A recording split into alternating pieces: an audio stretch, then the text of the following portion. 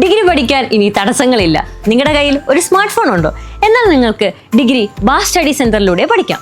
Indira Gandhi national open university ആയതുകൊണ്ട് നിങ്ങൾക്ക് PSC, UPSC പോലുള്ള എക്സാമുകൾക്കും അപ്ലൈ ചെയ്യാം. ഇനി വാല്യൂന്റെ കാര്യത്തിൽ നോ ടെൻഷൻ. ഇനി നിങ്ങൾ ആരും ഡിഗ്രി ഇല്ലാത്തതിന്റെ പേരിൽ റിജക്ട് ചെയ്യില്ല. സോ കൂടുതൽ വിവരങ്ങൾക്ക് കോൺടാക്ട് ചെയ്യൂ. ബാസ് study centre, corporate office, G3104, JNIS, Kaloor, Kochi 682017. Hello everyone, ബാസ് ഓൺലൈൻ ഡിഗ്രി ചാനലിൻ്റെ മറ്റൊരു വീഡിയോയിലേക്ക് എല്ലാവർക്കും സ്വാഗതം. ജാനുവരി 2025 ഇഗ്നു യൂണിവേഴ്സിറ്റിയിൽ പുതുതായി ജോയിൻ ചെയ്ത എല്ലാ സ്റ്റുഡൻസിനും ഓൾമോസ്റ്റ് സ്റ്റാർട്ടിങ് മുതൽ അഡ്മിഷൻ എടുത്ത സ്റ്റുഡൻസിൻ്റെ ID കാർഡ് വന്നു തുടങ്ങിയിട്ടുണ്ട്. അതായത് ഒരു ജാനുവരിയിൽ നിങ്ങൾ രജിസ്ട്രേഷൻ കംപ്ലീറ്റ് ചെയ്തിട്ടുണ്ടെങ്കിൽ അവരുടെയൊക്കെ ID കാർഡ് വന്നു തുടങ്ങിയിട്ടുണ്ട്. അപ്പോൾ ID കാർഡ് എങ്ങനെയാണ്, അതെന്തിനൊക്കെയാണ് ഉപകരിക്കുക, ഇനി അതിൽ എന്തെങ്കിലും മിസ്റ്റേക്കുകൾ വന്നാൽ നമ്മൾ എന്തൊക്കെ ശ്രദ്ധിക്കേണ്ടതുണ്ട് എന്നുള്ള ഡീറ്റെയിൽ വീഡിയോ ആയിട്ടാണ് നമ്മൾ വന്നിരിക്കുന്നത്. അപ്പോൾ നമുക്ക് വീഡിയോയിലേക്ക് കടക്കാം.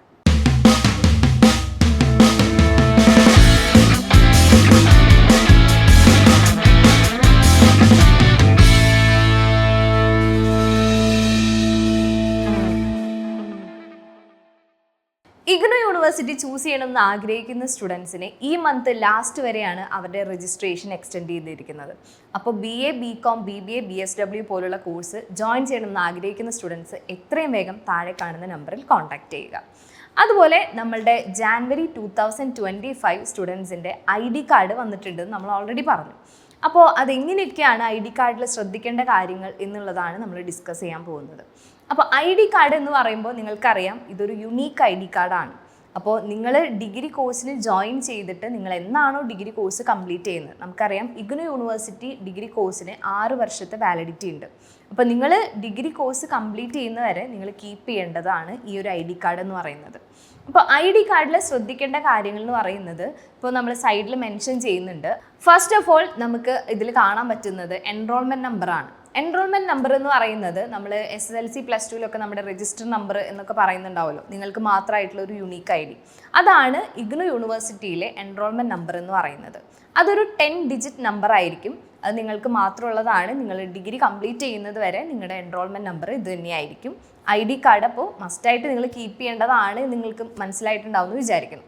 സെക്കൻഡ് നമുക്ക് കാണാൻ പറ്റുന്നത് RC കോഡാണ്. RC കോഡ് എന്ന് പറയുന്നത് റീജിയണൽ സെൻറ്റർ കോഡാണ്. ഇപ്പോൾ റീജിയണൽ സെൻറ്റർ കോഡ് എന്താണെന്ന് എല്ലാവർക്കും ഒരു ഡൗട്ട് ഉണ്ടായിരിക്കും. അത് വേറെ ഒന്നുമല്ല, അതായത് കേരളത്തിൽ നിങ്ങൾ റീജിയണൽ സെൻറ്റർ ചൂസ് ചെയ്യുമ്പോൾ 3 റീജിയണൽ സെൻറ്ററാണ് കേരളത്തിലുള്ളത്. അതൊന്ന് തിരുവനന്തപുരം, കൊച്ചിൻ, വടകര. ഈ 3 റീജിയണൽ സെൻറ്ററിൻ്റെ കോഡും ഡിഫറെൻ്റ് ആണ്. തിരുവനന്തപുരം റീജിയണൽ സെൻറ്ററിൻ്റെ കോഡ് എന്ന് പറയുന്നത് 40 ആണ്. കൊച്ചിൻ റീജിയണൽ സെൻറ്റർ 14, അതുപോലെ വടകര റീജിയണൽ സെൻറ്ററിൻ്റെ 83 ആണ്. അപ്പോൾ അങ്ങനെ ഡിഫറൻസ് ഉണ്ടായിരിക്കും. നിങ്ങളുടെ റീജിയണൽ സെൻറ്റർ കോഡ് ഡിഫറെൻ്റ് ആയിരിക്കും. അപ്പോൾ നിങ്ങൾ ഏത് റീജിയണൽ സെൻറ്ററിൻ്റെ അണ്ടറിലാണ് എന്നുള്ളത് നിങ്ങൾ അതിൽ കറക്റ്റായിട്ട് മെൻഷൻ ചെയ്തിട്ടുണ്ടായിരിക്കും ID കാർഡിൽ. അപ്പോൾ അത് ശ്രദ്ധിക്കണം. അതിന് താഴെ നിങ്ങളുടെ ഫുൾ നെയിം ഉണ്ടായിരിക്കും, നിങ്ങളുടെ അഡ്രസ്സ് ഉണ്ടായിരിക്കും, നിങ്ങളുടെ പിൻകോഡ് ഉണ്ടായിരിക്കും. ഇതൊക്കെ കറക്റ്റ് ആണോ, നിങ്ങളുടെ തന്നെ അല്ലേ വന്നിരിക്കുന്നത്, എന്തെങ്കിലും മിസ്റ്റേക്ക് ഉണ്ടോ എന്ന് നിങ്ങൾ കൃത്യമായിട്ട് ചെക്ക് ചെയ്യണം. അതുപോലെ ID കാർഡിൻ്റെ റൈറ്റ് സൈഡിൽ എന്ന് പറയുമ്പോൾ റൈറ്റ് സൈഡിൽ കൊടുത്തിരിക്കുന്നത് നിങ്ങളുടെ ഫോട്ടോ ഉണ്ടായിരിക്കും, അതുപോലെ നിങ്ങളുടെ സിഗ്നേച്ചർ ഉണ്ടായിരിക്കും. ഫോട്ടോയുടെ മുകളിലും നിങ്ങളുടെ എൻറോൾമെൻറ്റ് നമ്പർ മെൻഷൻ ചെയ്തിട്ടുണ്ടായിരിക്കും. അപ്പോൾ അതൊക്കെ കറക്റ്റ് അല്ലേ, നിങ്ങളുടെ തന്നെ അല്ലേ, അതുപോലെ അഡ്രസ്സും ഡീറ്റെയിൽസും ഒക്കെ കറക്റ്റ് അല്ലേ എന്ന് ചെക്ക് ചെയ്യണം. അപ്പോൾ ഇതൊക്കെയാണ് ID കാർഡ് കിട്ടുമ്പോൾ നിങ്ങൾ ചെക്ക് ചെയ്യേണ്ടത്. പിന്നെ നേരത്തെ നമ്മൾ പറഞ്ഞു RC കോഡ് എന്ന് പറഞ്ഞു. ഇപ്പോൾ റീജിയണൽ സെൻറ്റർ എന്ന് ഉദ്ദേശിക്കുന്നത് ഒരു ഹെഡ് ക്വാർട്ടേഴ്സ് പോലെയാണ്. അപ്പോൾ അതിൻ്റെ അണ്ടറിൽ ഒരുപാട് സ്റ്റഡി സെൻറ്റേഴ്സ് ഉണ്ടായിരിക്കും. അപ്പോൾ റീജിയണൽ സെൻറ്ററും സ്റ്റഡി സെൻറ്ററും എക്സാം സെൻറ്ററും ഡിഫറെൻ്റ് ആണ്.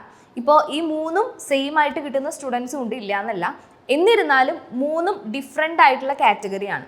അപ്പോൾ ഒരുപാട് സ്റ്റുഡൻസിന് ഡൗട്ട് ഉണ്ട്, നിങ്ങൾ റീജിയണൽ സെൻറ്ററിൽ തന്നെയാണോ നിങ്ങളുടെ അസൈൻമെൻറ്റ് സബ്മിറ്റ് ചെയ്യേണ്ടത്, അല്ലെങ്കിൽ റീജിയണൽ സെൻറ്റർ തന്നെയാണോ സ്റ്റഡി സെൻറ്റർ തന്നെയാണോ എക്സാം സെൻറ്റർ എന്നുള്ള ഡൗട്ടൊക്കെ ഉണ്ടായിരിക്കും. അപ്പോൾ റീജിയണൽ സെൻറ്ററിൻ്റെ അണ്ടറിൽ ഒരുപാട് കോളേജസ് ഉണ്ടായിരിക്കും നിങ്ങൾക്ക് സ്റ്റഡി സെൻറ്ററായിട്ട്. സ്റ്റഡി സെൻറ്റർ എന്ന് പറയുന്നത് നിങ്ങൾക്ക് നിങ്ങളുടെ രജിസ്ട്രേഷൻ സമയത്ത് നിങ്ങൾക്ക് മെൻഷൻ ചെയ്ത് കൊടുക്കാനുള്ള ഓപ്ഷൻ ഉണ്ട്. സ്റ്റഡി സെൻറ്റർ നിങ്ങൾക്ക് ചൂസ് ചെയ്യാനുള്ള ഓപ്ഷൻ ഉണ്ട്. ഒരുപാട് സ്റ്റഡി സെൻറ്ററിൽ നിങ്ങൾക്ക് അടുത്ത് അവൈലബിൾ ആയിട്ടുള്ള സ്റ്റഡി സെൻറ്റർ നിങ്ങൾക്ക് ചൂസ് ചെയ്യാനുള്ള ഓപ്ഷൻ ഉണ്ട്. അപ്പോൾ അത് നിങ്ങൾ ഓൾറെഡി രജിസ്ട്രേഷൻ്റെ സമയത്ത് നിങ്ങൾ ചൂസ് ചെയ്തിട്ടുണ്ടായിരിക്കും. അതാണ് നിങ്ങളുടെ സ്റ്റഡി സെൻറ്റർ എന്ന് പറയുന്നത്.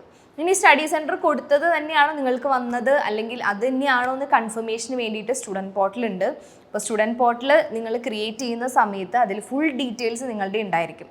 അപ്പോൾ അതിൽ നിങ്ങൾ കൊടുത്തിരിക്കുന്ന സ്റ്റഡി സെൻറ്റർ തന്നെയല്ലേ നിങ്ങൾക്ക് വന്നിരിക്കുന്നതെന്ന് നിങ്ങൾ അന്നേരം ചെക്ക് ചെയ്യണം, അത് വിട്ടുപോകരുത്.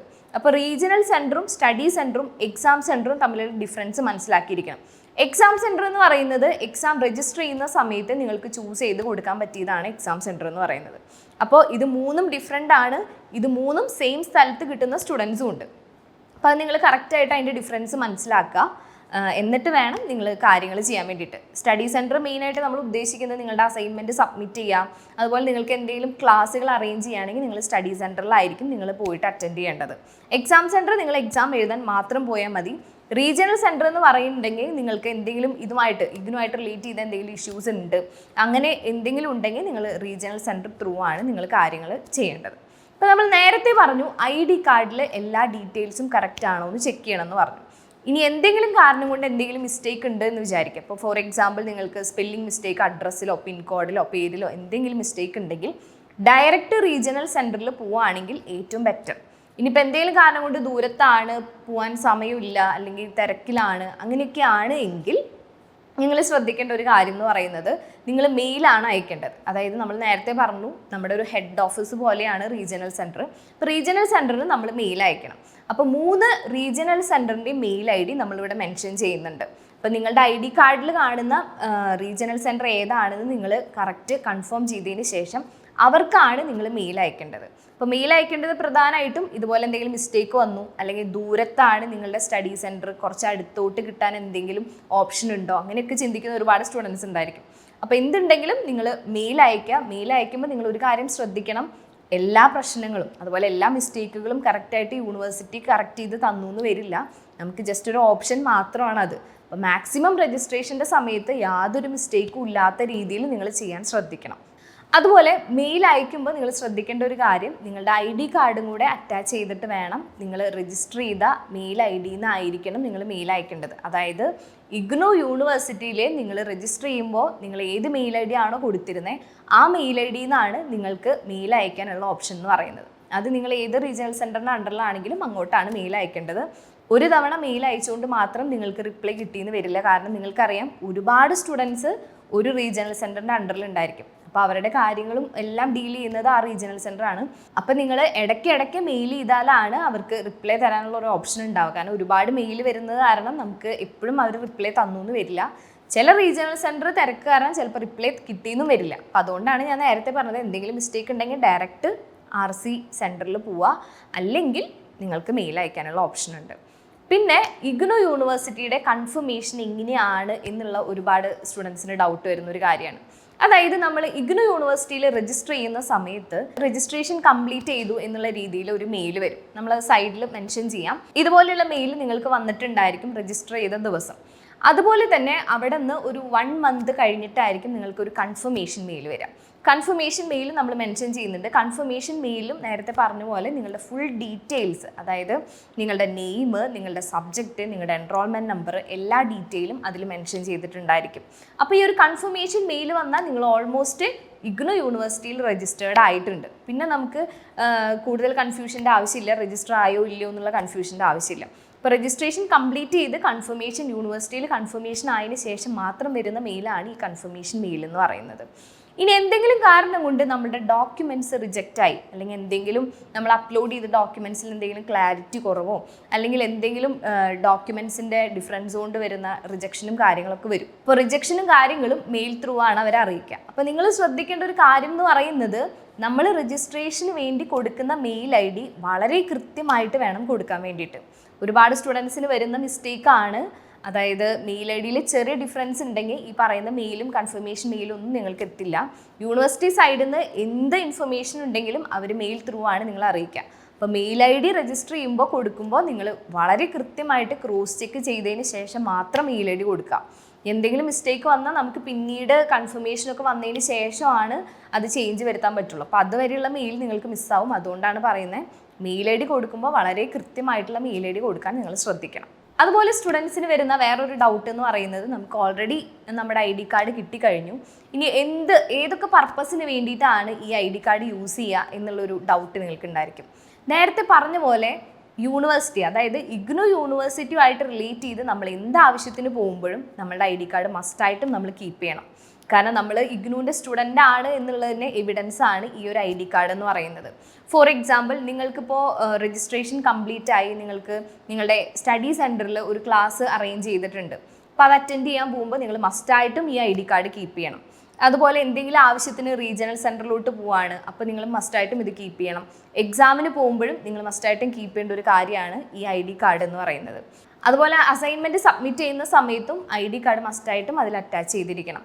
അപ്പോൾ ഡിഗ്രിയുടെ ഒരു പ്രൊസീജിയർ കംപ്ലീറ്റ് ചെയ്യുന്നത് വരെ ഈ ID കാർഡും എല്ലാ ആവശ്യത്തിനും നമ്മൾ പോകുമ്പോൾ ID കാർഡ് മസ്റ്റായിട്ടും നമ്മൾ കൊണ്ടുപോകേണ്ട ഒരു കാര്യമാണ്. അപ്പോൾ അതിൻ്റെ ഇമ്പോർട്ടൻസ് നിങ്ങൾക്ക് മനസ്സിലായിട്ടുണ്ടാവുമെന്ന് ഞാൻ വിചാരിക്കുന്നു. അപ്പോൾ ഇനിയും ഇഗ്നു യൂണിവേഴ്സിറ്റി ചൂസ് ചെയ്യണമെന്ന് വിചാരിച്ചിരിക്കുന്ന ഒരുപാട് സ്റ്റുഡൻസ് ഉണ്ടായിരിക്കും.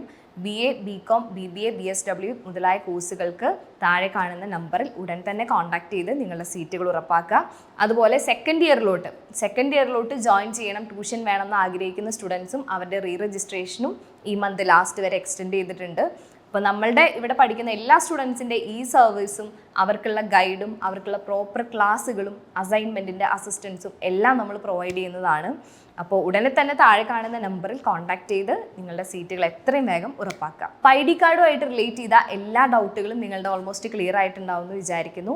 അപ്പോൾ ഈ വീഡിയോ യൂസ്ഫുൾ ആയെങ്കിൽ നിങ്ങളുടെ ഫ്രണ്ട്സിന് ഷെയർ ചെയ്യുക. എന്തെങ്കിലും ഡൗട്ട് ഉണ്ടെങ്കിൽ താഴെ കമൻറ്റ് ചെയ്യുക. കൂടുതൽ യൂസ്ഫുൾ ആയിട്ടുള്ള വീഡിയോസ് ആയിട്ട് നമ്മൾ ഉടൻ തന്നെ വരുന്നതായിരിക്കും. Anyway, thank you.